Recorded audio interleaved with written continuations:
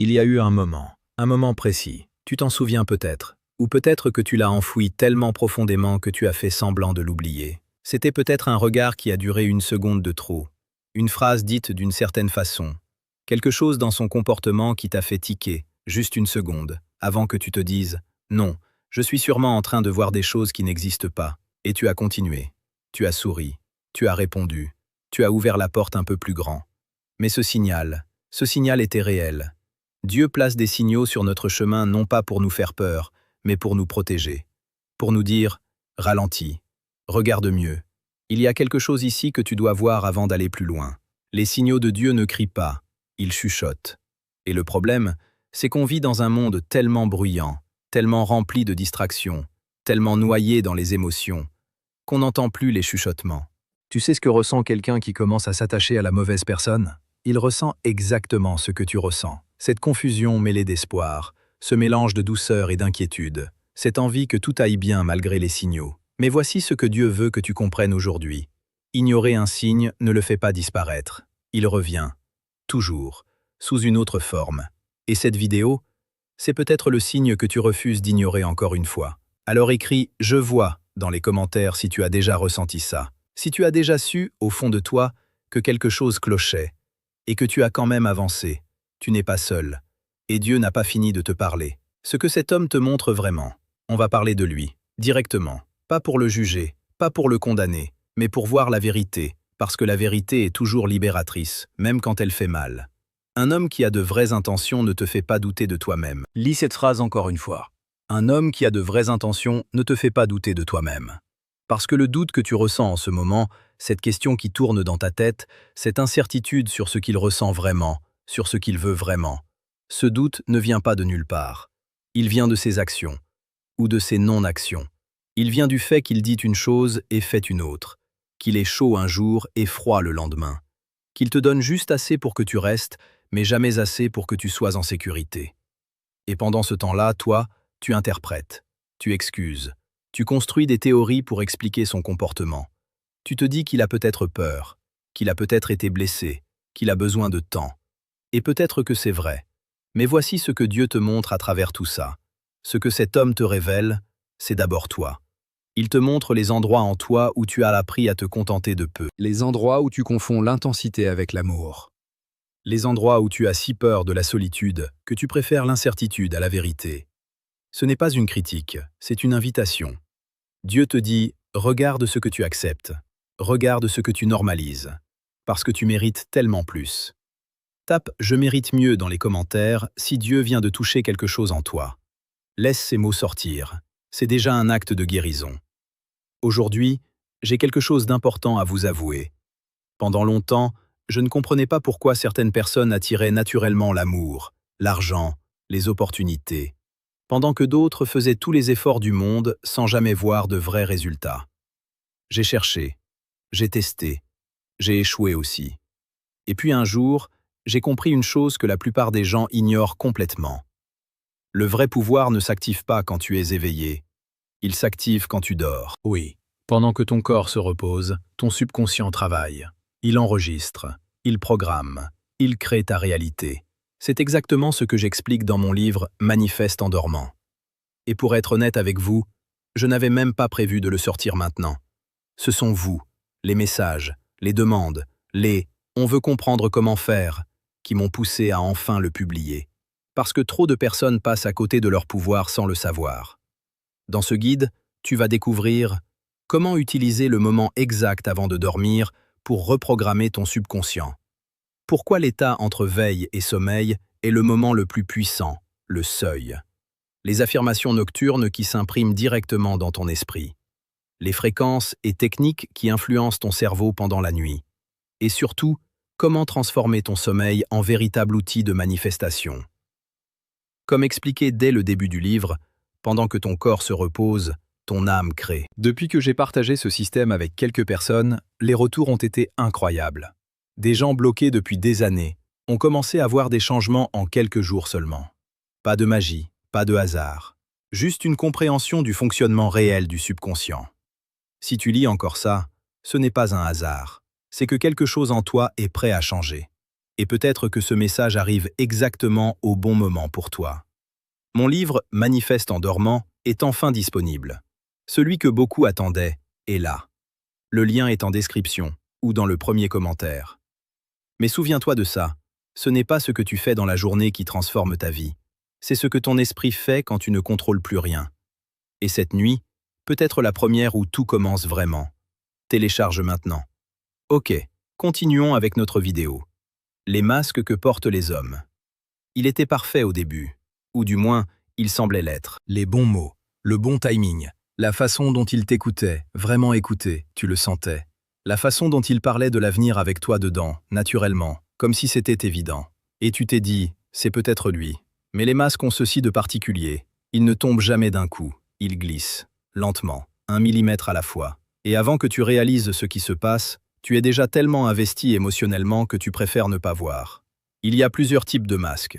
Il y a le masque du protecteur, celui qui se présente comme un refuge, qui semble fort et stable, mais qui, en réalité, cherche à contrôler. Il t'isole doucement des autres, pas brutalement, doucement, de façon à ce que tu ne le remarques pas tout de suite.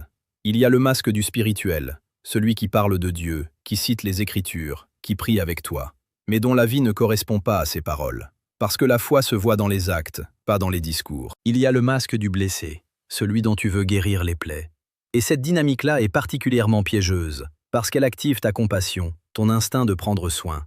Mais Dieu n'a pas dit que tu devais être la guérisseuse de quelqu'un qui ne veut pas guérir. Et il y a le masque du futur, les promesses, ce qu'il dit qu'il fera, ce qu'il dit qu'il est en train de préparer. Mais le présent, lui, ne change jamais. Écoute bien ce que Dieu dit ici. Un arbre se reconnaît à ses fruits, pas à ses fleurs. Les fleurs sont belles, les fleurs sentent bon, mais ce sont les fruits qui nourrissent. Écris « Montre-moi les fruits » dans les commentaires. C'est une prière, c'est ce que Dieu voit quand tu ne vois rien. Quand tu es dans le brouillard, Dieu, lui, voit tout. Il voit les pensées que cet homme a quand tu n'es pas là. Il voit les conversations qu'il a avec les autres. Il voit ses peurs, ses ambitions, ses mensonges, ses vérités cachées. Il voit ses blessures non guéries et les endroits où il a choisi de ne pas grandir. Et surtout, Dieu te voit, toi. Il voit ton cœur qui espère. Il voit tes nuits à te demander pourquoi tu n'es jamais assez. Il voit les prières que tu murmures sous les draps, celles que tu n'oses même pas terminer parce que tu as peur de la réponse. Il voit tout ça, et il ne te juge pas. Il pleure avec toi, parce que Dieu ne regarde pas la situation et dit « Elle aurait dû savoir ». Non, il dit « Elle méritait d'être protégée, et je vais lui montrer la vérité, parce que la vérité, c'est ma façon de la protéger. » Voici ce que Dieu voit sur cet homme que tu ne vois peut-être pas encore. Il voit si cet homme t'élève ou te diminue, si sa présence dans ta vie te rapproche de Dieu ou t'en éloigne, si sa façon de t'aimer ressemble à la façon dont le Christ aime l'Église, avec sacrifice, avec constance, avec vérité, ou si elle ressemble à autre chose. Et il voit quelque chose d'autre encore. Il voit qui tu pourrais devenir si tu choisissais de te faire confiance, si tu choisissais de lui faire confiance à lui, à Dieu, plutôt qu'à tes peurs. Tu es vu, tu es connu, tu es choisi. Écris « Ouvre mes yeux, Seigneur » dans les commentaires. Laisse Dieu faire ce que toi tu ne peux pas faire, voir à travers l'apparence, jusqu'à la vérité. La blessure qui t'aveugle. On doit parler de quelque chose d'important, et je te demande de rester avec moi ici, même si c'est inconfortable. Surtout si c'est inconfortable. Parce que la raison pour laquelle tu ne vois pas clairement, ce n'est pas parce que tu es naïve, ce n'est pas parce que tu es faible, ce n'est pas parce que tu manques d'intelligence. C'est parce qu'il y a une blessure quelque part, une blessure ancienne. Peut-être un père qui n'était pas là, ou qui était là mais absent autrement.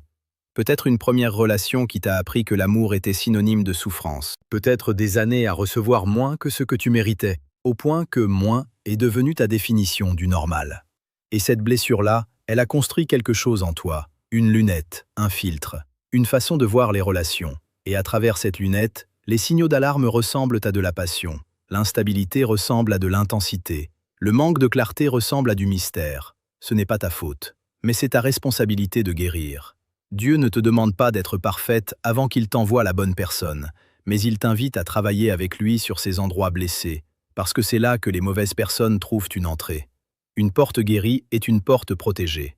Écris « Guéris mon cœur » dans les commentaires. Pas parce que c'est magique, mais parce que mettre des mots sur une prière, c'est déjà l'acte de foi qu'il active. Dieu entend, Dieu répond, Dieu guérit. Le test spirituel que tu traverses, ce que tu vis en ce moment, ce n'est pas une punition, c'est un test. Et je sais que ce mot peut faire peur, parce qu'on associe les tests à l'échec possible, à la pression, à la peur de ne pas être à la hauteur. Mais les tests de Dieu ne fonctionnent pas comme ça. Les tests de Dieu sont des révélateurs. Ils ne mesurent pas si tu es assez bien, ils révèlent ce que tu es déjà. Ils font remonter à la surface ce qui était caché, tes forces, tes peurs, tes vraies croyances sur toi-même et sur Dieu. Et le test que tu traverses en ce moment, cette situation avec cet homme, il te pose une question fondamentale. Fais-tu confiance à Dieu plus qu'à tes émotions? Parce que tes émotions te disent peut-être une chose, ton attachement te dit peut-être une chose, la peur de la solitude te dit peut-être une chose, mais Dieu te dit autre chose.